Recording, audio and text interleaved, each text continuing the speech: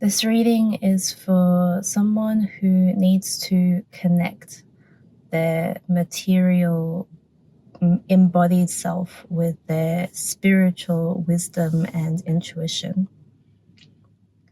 I'm seeing that you're segregating your inner empress and your inner high priestess, and that the way you're meant to show up in this world is actually as an amalgamation of both. And where you are at in the current bit of your journey is about bringing those two forces together. It's very much like the sun and moon, the yin and yang of feminine energy. So here we have the Empress. So the Empress has come out, and for the first maybe like 30 seconds, I thought she was the High Priestess. And I started thinking about, connection to intuition, doubting intuition. So it is about both of those things. It's about your intuition and then also your sense of abundance, your ability to create and manifest in the material world. Thank you. Along with that, we have the Four of Cups. And that's also come out with the Knave of Swords, which is the Page of Swords in this deck.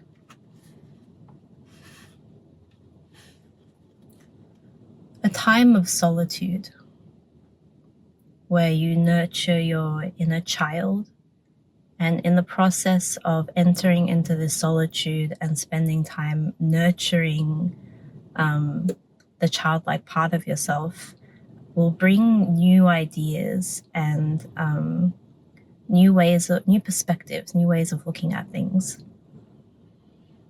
I'm getting that the kind of play that you want to engage in, like what your inner child is craving, is the intellectual side of things.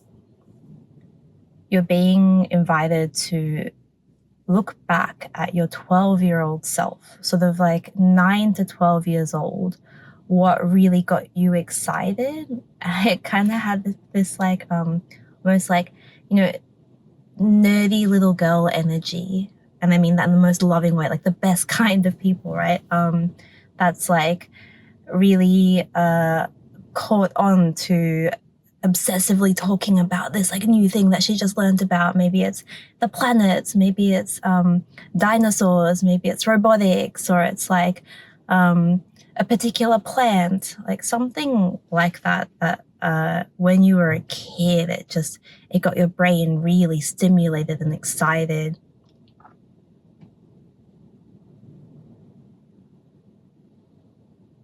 That combined with solitude will be very helpful in this sort of current part of the cycle where you're merging your eternal mother self and your sort of spiritual fairy self, shall we say. Thank you. We also have the World card come up at the bottom of the deck. So I'm seeing travel.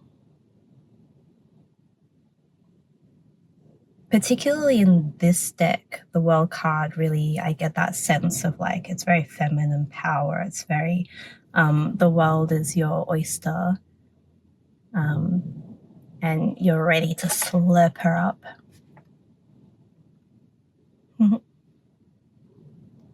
Where did you want to go? Where did you dream of going when you were a kid? Or if you take a moment and you set aside all of the like, oh, like should or would, or how would that actually happen? Just like for the next 5 minutes, let's put that reality aside and ask the question, where do you want to go right now? What do you want to learn about? Travel doesn't have to mean physically traveling. I feel like for a bunch of you, it is physical travel. And for others, it's this sort of intellectual exploration. It's an intellectual journey, like a deep dive into a topic that just gets you really excited. You want to like learn more and more and more and more. And not only do you want to learn about it, you want to share what you've learned with everyone around you. Yeah, like dig into that energy, go for it. Don't hold back. Don't let your like logical self stop you. Yeah, we have Ace of Cups as well, so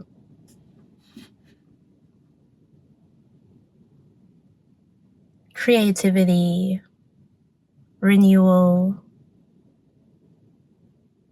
I'm getting that this will also enrich certain relationships, maybe with a child or with your mother or parents.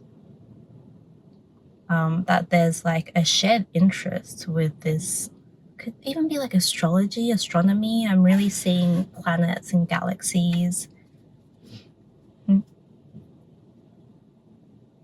Or for a lot of you, it's the simple act of learning and discovery that will be like a point of bonding and cohesion for either you and your child, or you as the child of a parent, or maybe even both. Could go across 3 generations.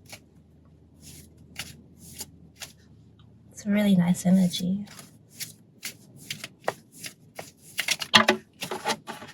What else do we have? So we have 7 of Swords with 10 of Wands and 3 of Swords and 4 of Wands. Okay, so heavier energy here. You've done a lot of work recently, and you've put to bed a lot of old ideas. There's been a lot of healing that's happened in recent history, and as you've been doing all of this work and deep diving and feeling all your feelings and healing, you may have forgotten to celebrate all of the little wins and also the big wins. With the 4 of Wands coming up, I'm really seeing, like encouragement and a reminder to celebrate, to really give kudos. Maybe you've been judging too harshly if you've been comparing your growth to like someone else, or to a standard that that you've imagined somehow. And to look at it as like when a kid first learns how to walk, right? From that parent's perspective, or for that kid, like that's huge. That's huge. But then if we're looking at it as like an adult, you're like, oh, you walk every day. Like walking's not a big deal. You don't even think anything about it. There's something of that dichotomy that needs to be celebrated, where you're looking at that, it's like, oh, it's just like walking. It's no big deal. But on some level, it's like, in terms of your evolution, there's some part of like kid in you. Like you've done something really well for the first time, and it's a big deal, and you need to give yourself kudos for it. Celebrate. Oh, look at the pretty lights. Celebrate.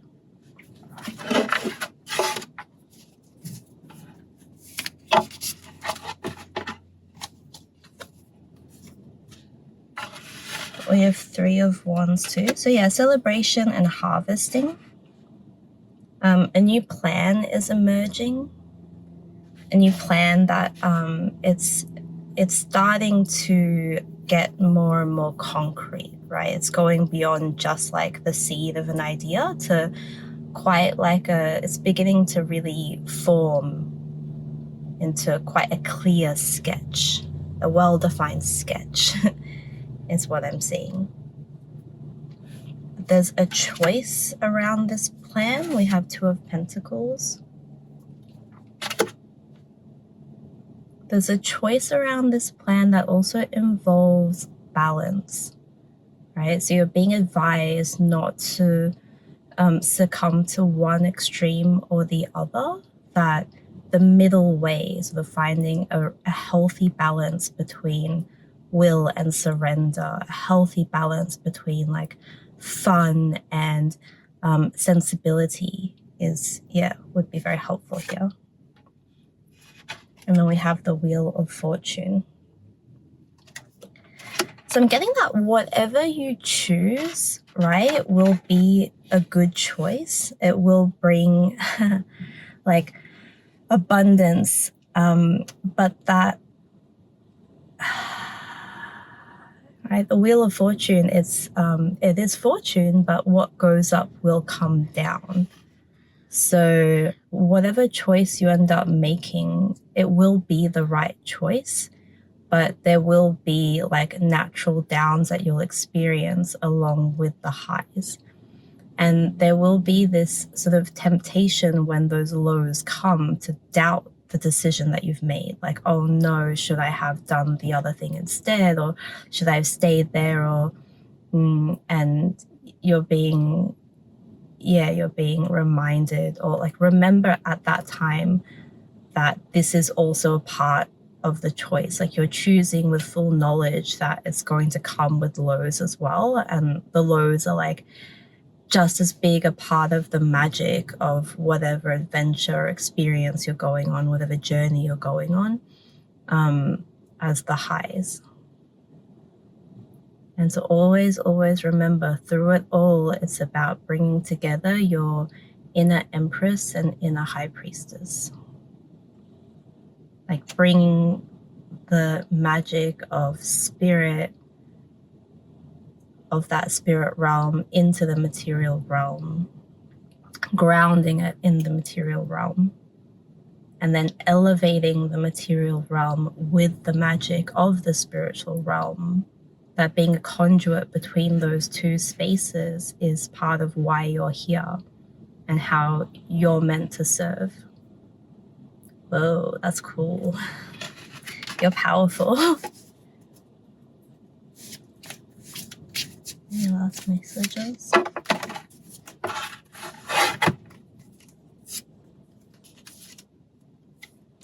Yeah, so you've got Ace of Swords, you've got Two of Swords, and then you also have the Nine of Pentacles. So Nine of Pentacles I really take as this sort of emotional, material, financial independence that an individual finds like on their own terms within themselves. And it's only after we ourselves sort of master the Nine of Pentacles can we progress to this Ten of Pentacles, which is stability and happiness as a community or as a family, right? So you have Ace of Swords and Two of Swords. There's some kind of like idea, belief system, new ideas, new beliefs that are coming in.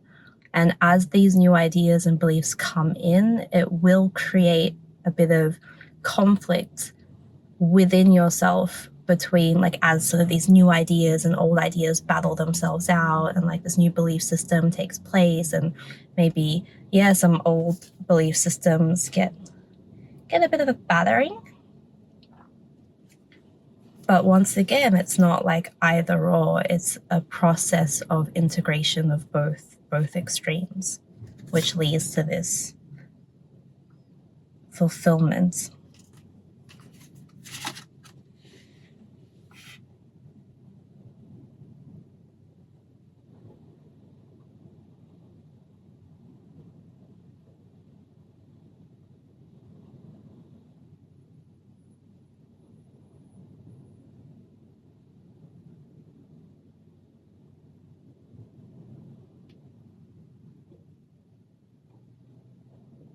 Nice. If you've made it this far, thank you.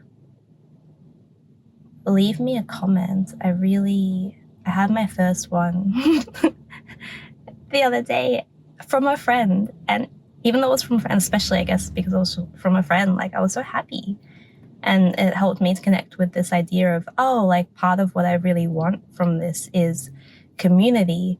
I'd love to hear, like, I love hearing stories about people's lives, and like how they've changed or how they've grown or what challenges they've faced. So please share, like, if this has resonated, or yeah, like if you're facing some kind of challenge and you overcome it, or if you have tips on like merging your inner high priestess and inner empress, then please do share. Let me know. Yay!